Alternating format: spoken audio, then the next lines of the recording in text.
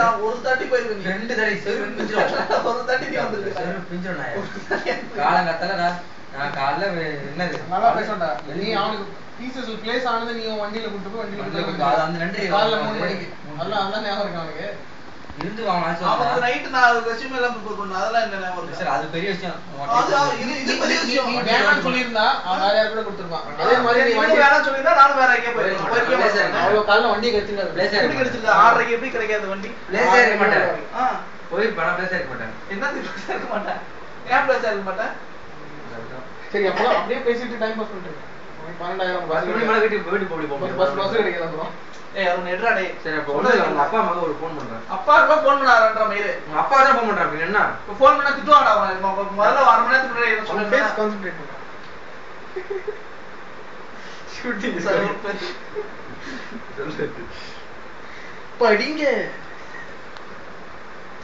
Disturb பண்ணாதே. Just ரொம்ப முடியும். நான் போய் படிச்சு வந்து கத்துங்க. சீரியஸா நீ அழகா ஏறி ஜூம் கொஞ்சம் டைரக்டர் ஆக போறான். பக்கத்துல வீட்ல இருக்கற எப்படி கஷ்டம் பாருங்க. சரி பக்கத்துல வீட்ல இருக்கல. சரி கத்துறா வர மாட்டேன். அவ்வளவு இது அப்ப வந்து பேசி நானும் பாத்துட்டேன். யாரா பேசிட்டு இருக்கானே இத நீனா கடுப்பேத்திட்டு இருக்க தேவலாம. சரி நான் படிக்கவே இல்லடா. நீ செல்ஃப் பண்ணு.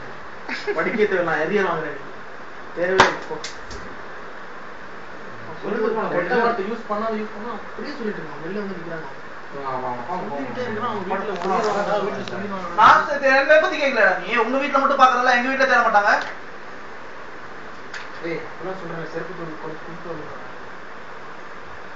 கொடுத்துருங்க. இப்போ என்ன வேணாங்கடா. எடுத்து கூட பைசா தே கடுப்பேத்தா. நானா வச்சிருக்கேன். சரி நீ ஆமான்னு சொல்ல கொடுத்து என்ன வேற மாட்டி விடுது. அப்புறம் நீ இல்லடா நீ தான் சொன்ன போலாம் போயிட்டாங்க. நான் எனக்கு தேவையில்லை. நான் 1 மணி நேரம் சொல்லிட்டு இருந்தேன். கொடுத்து விட்டுருக்கேன். வேணாம் அதான் நீ போயிட்டு ஓவரா சீரியஸா